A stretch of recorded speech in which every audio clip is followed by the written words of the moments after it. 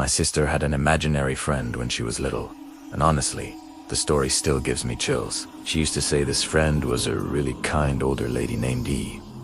They were inseparable, playing and talking all the time. But then, when my sister turned 4, E just vanished.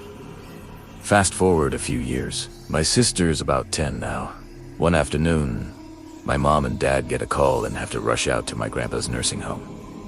It was an emergency. I was at one end of the house, and my sister was in our bedroom. Suddenly, the radio in our room just clicks on by itself. It blasts to full volume, then drops to 0, and then shuts off completely. It did this 3 times in a row.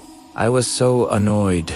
I stormed into the room to yell at her, but she was just sitting on her bed, pale as a ghost and totally frozen. I went to unplug the radio, thinking she was messing with me, but there was no plug.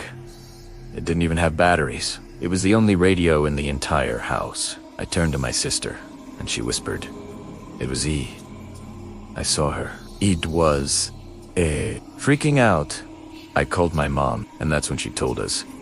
Our grandpa had just passed away. A few days later at the funeral, a relative showed us an old photo she'd found. My sister stared at it and said, "That's her. That's E." It was a picture of my grandparents on their wedding day. My grandmother had passed away when my mom was just 11, long before any of us were born. We were living in the same house my mom grew up in, but there were no pictures of her anywhere. My step-grandmother had thrown them all out years ago.